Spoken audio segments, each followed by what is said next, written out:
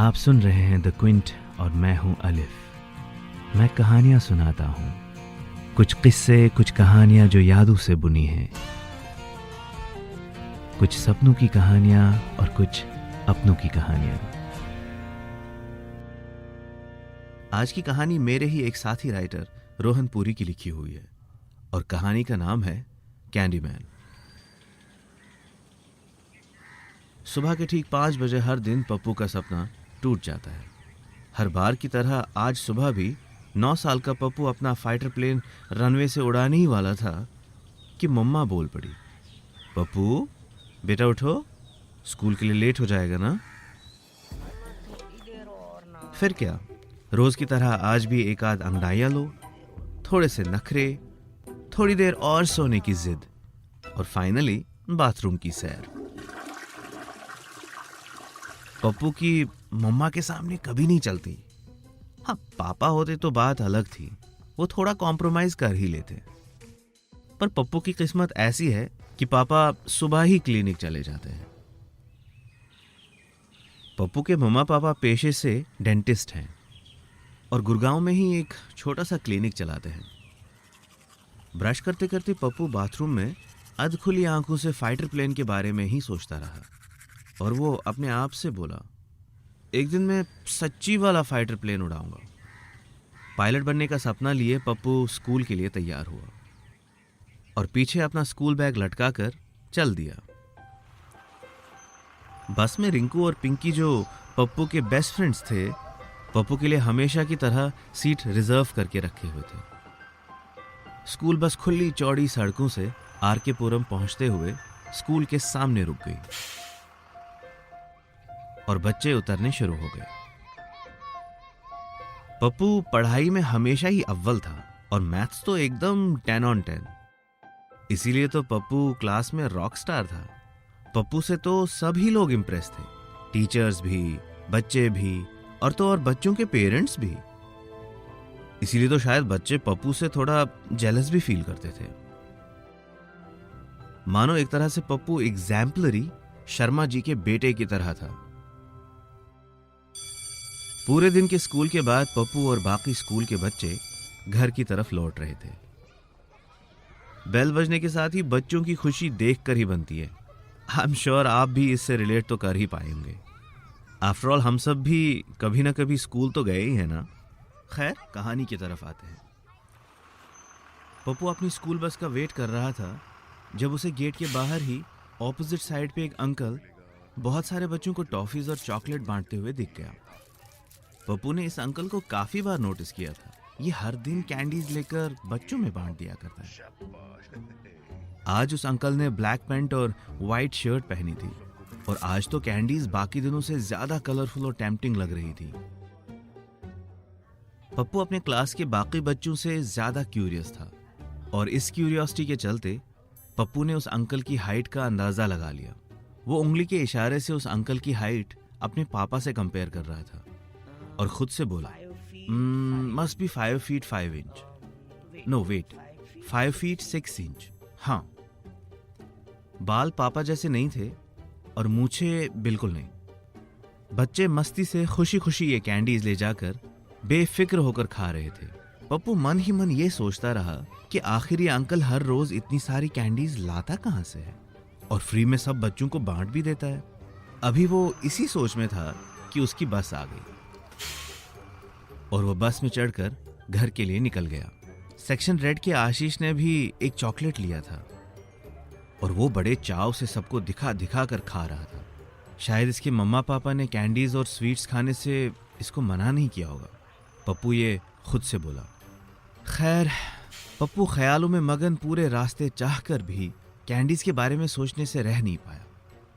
पप्पू बस ये चाह रहा था कि किसी तरह वो कैंडीज उसके हाथ लग जाए।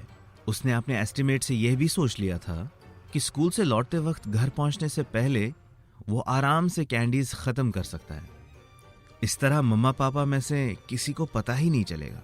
अब ऐसा नहीं था कि पप्पू के पेरेंट्स उसकी पसंद या नापसंद का ख्याल नहीं रखते थे, बल्कि वो तो पप्पू को बेहद चाहते थे। पर बात यह थी कि मम्मा पापा दोनों डेंटिस्ट थे और वो पप्पू की सेहत को लेकर बेहद फिक्रमंद थे।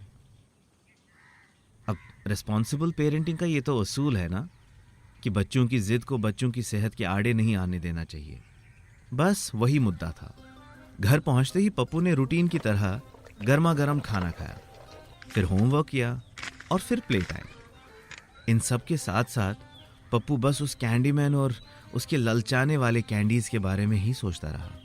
अब वो बस ये प्लानिंग कर रहा था कि किसी ना किसी तरह वो कैंडीज ले ली जाएं।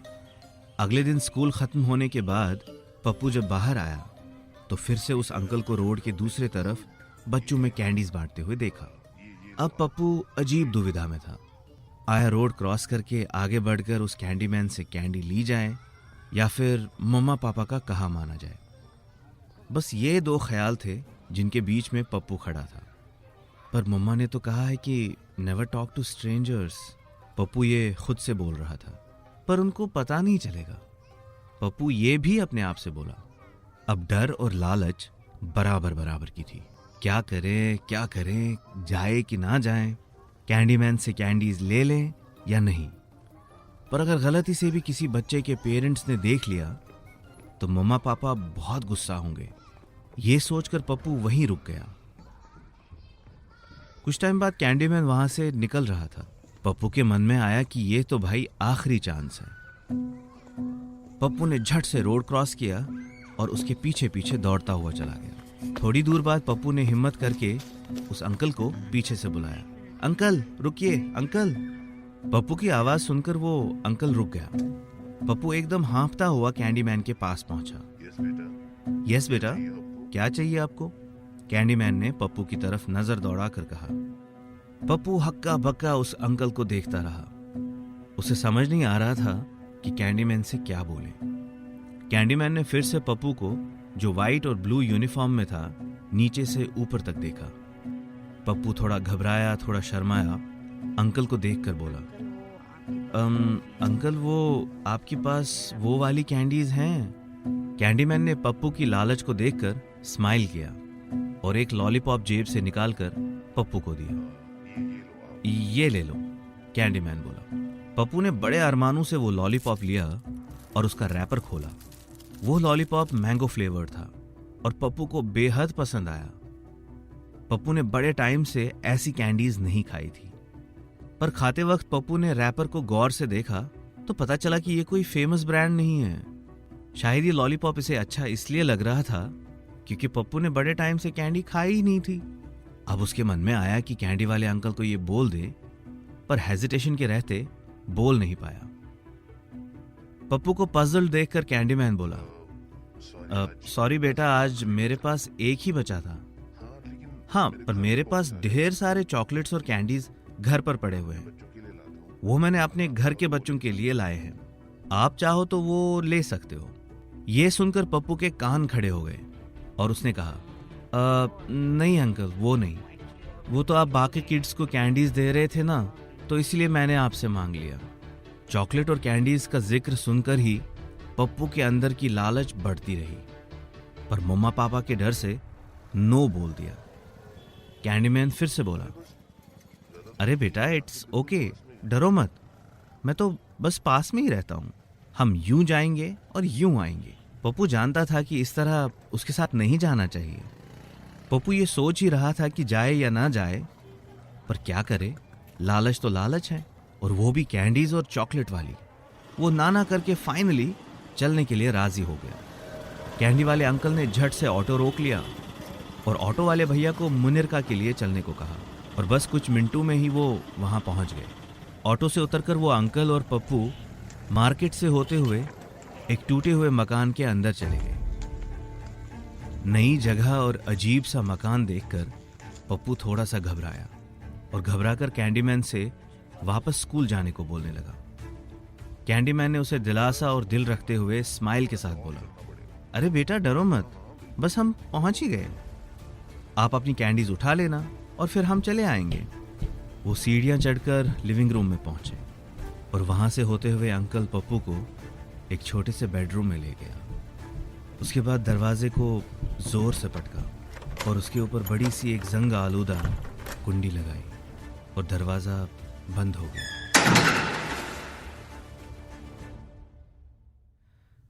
1 घंटा बीतने के बाद मासूम पप्पू समझ ही नहीं पाया कि वो कहाँ पर है और उसके साथ क्या हुआ। बस उसे ये अंदाज़ा ज़रूर था कि उसके साथ कुछ ठीक नहीं है, कुछ ऐसा हुआ जो होना नहीं चाहिए था। पप्पू घबराया हुआ था और एकदम खामोश हो गया। वो बस चाह रहा था कि वहाँ से निकलकर मम्मा के पास चले जाए और पापा की आवाज़ सुन सके। उसे अब किसी चीज़ की तमन्ना नहीं थी। पप्पू का सर घूम रहा था और तबीयत ऐसी थी कि मानो उल्टी कर बैठे। कैंडीमैन अब पप्पू को और कैंडीज दे रहा था। अचानक से पप्पू के लिए वो किसी मॉन्स्टर के चेहरे जैसा दिखने लगा। पप्पू ने कोई भी कैंडी लेने से इनकार कर दिया। कैंडीमैन अब उसे स्कूल छोड़ने के लिए बोल रहा था। पप्पू ये भी समझ नहीं पा रहा था कि उसे जाना कहाँ है। तुम वापस आना और कैंडीज के लिए, उस अंकल ने एक अजीब सी स्माइल के साथ कहा। यह सुनकर ही पप्पू एकदम से घबराकर वहां से भाग आया। उसका बैग भी वहीं छूट गया। वो भागता हुआ बहुत दूर निकल आया। उसे यह अंदाजा भी नहीं हुआ कि वो आखिर है कहाँ पे। जब वो रुका तो बीच बाजार में ट्रैफिक और दुकानों के बीचों बीच पहुंच चुका था। एक मासूम से हिरन के बच्चे जैसा जो अचानक से दरिंदों के बीच मानो फंस गया हो, ठीक वैसी ही फीलिंग। पप्पू एकदम पत्थर बन चुका था। अचानक से एक आवाज पीछे से बोली, पप्पू तुम यहाँ क्या कर रहे हो और तुम घर क्यों नहीं गए? ये आवाज गणेश सर की थी जो पप्पू के स्कूल के पीई टीचर थे। वो फिर से बोले, जवाब दो, तुम यहाँ कैसे आए? पप्पू से कोई जवाब नहीं आया, या यूं समझे कि पप्पू को गणेश सर की कोई बात ही समझ नहीं आई। जिस चीज से वो कुछ वक्त पहले गुजर चुका था उसने पप्पू के जहन पर एक ऐसी चोट लगाई थी जिससे उभरना बहुत मुश्किल था। गणेश सर पप्पू को वहां से सीधा स्कूल ले गए और उसके पेरेंट्स को, जो पप्पू के घर न आने की वजह से बेहद परेशान थे, कॉल किया।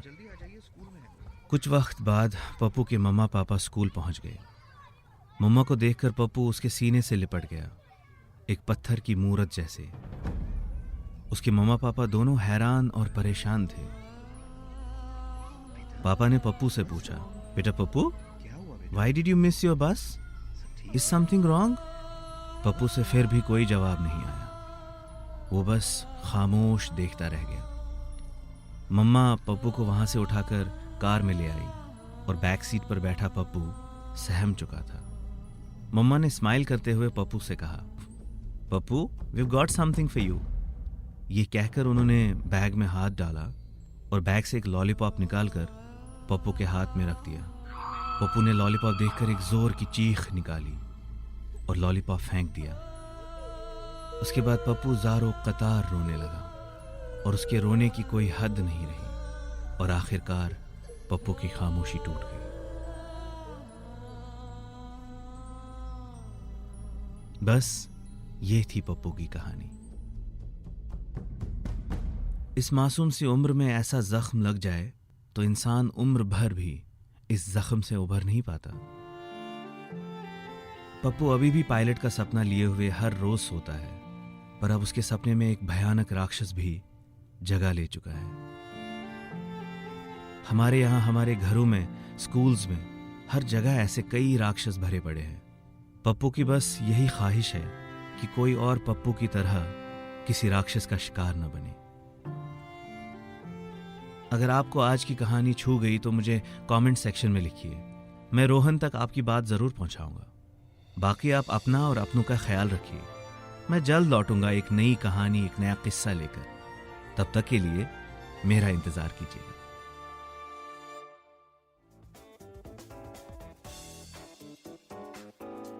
Thanks for listening. Log on to the Quince website and check out our other podcasts.